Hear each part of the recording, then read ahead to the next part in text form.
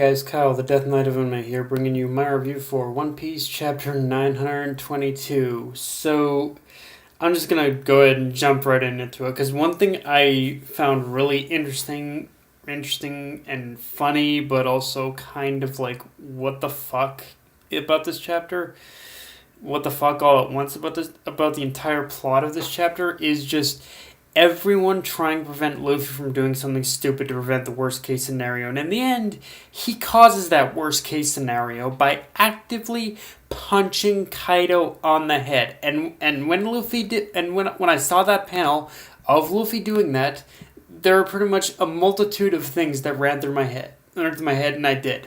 The first thing was, I facepalmed myself. Okay, that was the first thing. The second thing that went on in my head was that what I said is okay. Okay. I think that punch is definitely gonna leave a mark. And third thing was, Luffy, what in the actual f? I'm trying to be nice about this because I know YouTube's gonna get me on that. But yeah, Luffy, what in the actual f are you doing? Seriously, Luffy, what are you doing? It's like, see, the thing is, for me, it's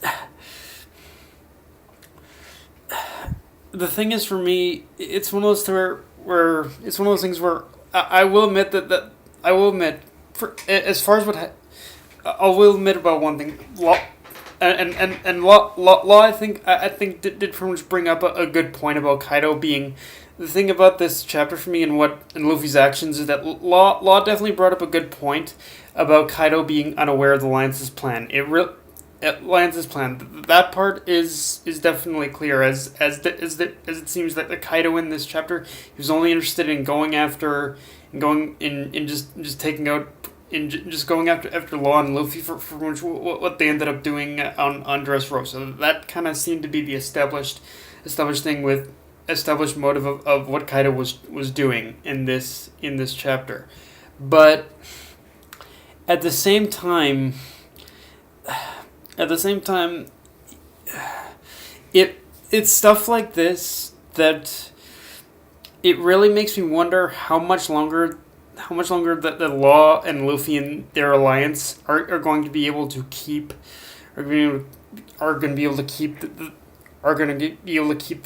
pretty much whole plan a secret, with Luffy constantly being impulsive like this. Let's imagine for a second that they're basically lucky and get out of this shit show alive with their plan intact next chapter. Like, let's just say for a minute that all happens. Even if that does happen, the aftermath of this is that Luffy.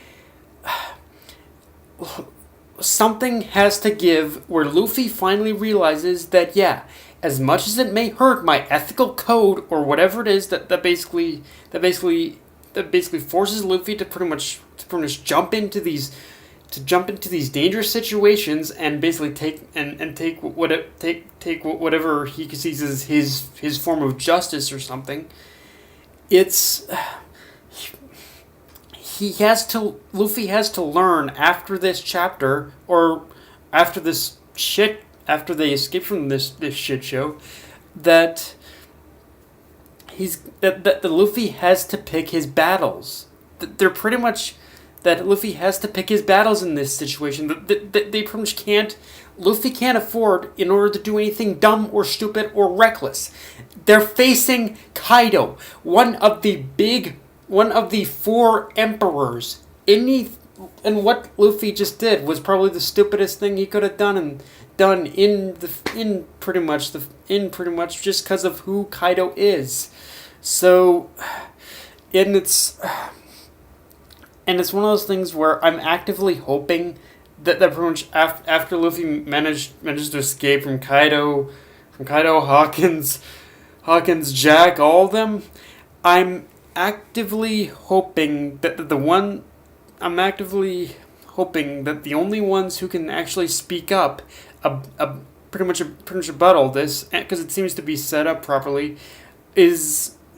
are in fact Luffy's crew. Like, I think they're the only ones who will be able to sit Luffy down and say, look, you can't do this stupid shit constantly over and over again.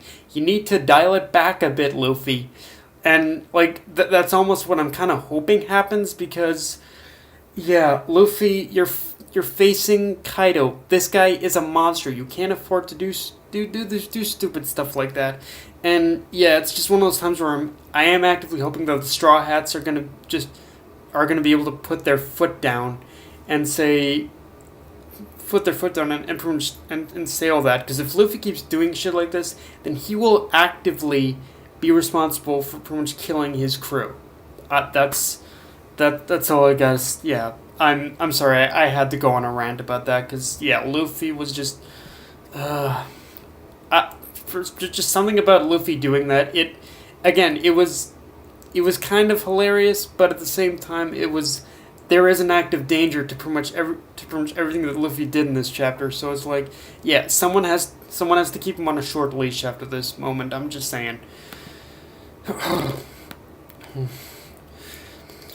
Cause and yeah, just to add to that, if there's anything this chapter proved above all else, in order to enforce what I said about Luffy, is that Kaido's mythical devil fruit ain't just for show. It does in fact have some serious power, and even if we hadn't gotten any other showcases or introductions of Kaido even before this moment, what Kaido did in this chapter by pretty much destroying Odin Castle with his like fire breath or flame breath or whatever the hell he did, it just adds to the legitimacy and urgency of what Law was talking about on Punk Hazard about the success rate of their plan. Like I think back then I think Law predicted that their chances of defeating Kaido even with their team up was like around 10% or something like that, or I don't know, maybe it was a little bit less than that. But yeah, it was definitely a very low percentage rate of actually defeating Kaido, even with their plan. But with this chapter, I think that percentage has definitely decreased quite a bit. Like I'd say after this chapter, the success rate of their plan has basically fallen to around around being 2 or 3% success rate. And even then, I think I'm being a little generous because, yeah, that was, Kaido definitely proved in this chapter, even with, like, his human devil fruit form, yeah, it's pretty powerful. And like I said in the last chapter, as if the guy isn't powerful enough, Oda just had to, like, pretty much Kaido, I think, is powerful enough even without the dragon form. With dragon form, he's just invincible, I'd say, or near invincible at that. Or close to invincible for sure. And also don't think I didn't notice the panel of Momonosuke. I think it was him either cowering or he had a headache or something. But yeah, either way, something was going on with Momonosuke in this chapter, which to me tells me there's something very special about the particular smile fruit that he pretty much ate. That he pretty much ate, and maybe it's just because they both have Dragon Zone Devil Fruit forms. But that basically whole scene with Momonosuke, it has me wondering if Vegapunk has actually studied Kaido's Devil Fruit and attempted to replicate it, which is the reason which is the reason as to why Momonosuke was even acting the way he did in this chapter. Like, it is a little far fetched, but at the same time, it's the only thing that makes sense to me. But even if that isn't the exact case, we definitely know Oda, and we know that. Every time he does something, it isn't just like a passing thing. That there is a purpose behind it, and yeah, in some way or another, I think Oda is planning to connect what was going on with Momonosuke in this chapter pretty much back to Kaido. I'm almost sure of it.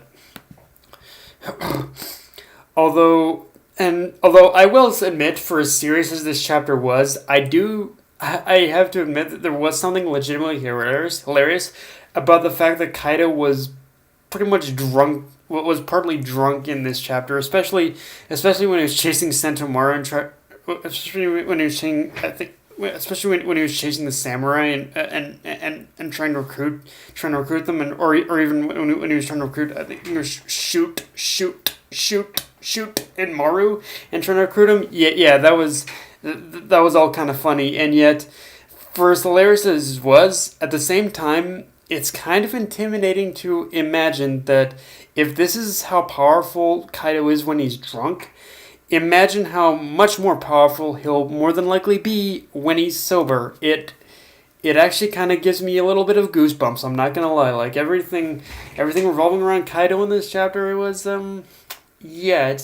I'm legitimately getting a little scared from pretty much Kaido right now. I'm getting goosebumps from the guy, honestly.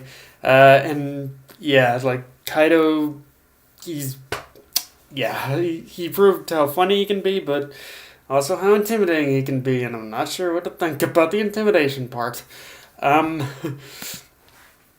Also, at this point, I'm becoming more and more convinced that Hawkins is legitimately loyal to Kaido, and just from all of his actions in this chapter, and if not, then he's playing both sides extremely well, even better than Capone was with Big Mom, because lately it's been kind of hard for me to see him all that much as an eventual ally with how much he seems to be working against the Luffy Law Alliance. Although maybe that's because he has his own plan, and he fears that Luffy and Law are probably going to get in the way of it. I don't know. Also, if you notice, Drake, another of the worst generation who allied himself with Kaido, has very much been absent from this entire arc. So I almost get the feeling that whatever's going on with Hawkins, it's probably going to connect back to Drake in some way or another. But yeah, with Hawkins, yeah, it's really interesting to see as to what Oda has planned with him. But yeah, guys, that's my review. If you enjoyed the video, like, comment, subscribe, follow me on Twitter, Facebook, AnyList, or Crunchyroll. Death Knight of Anime, signing off. Later, guys.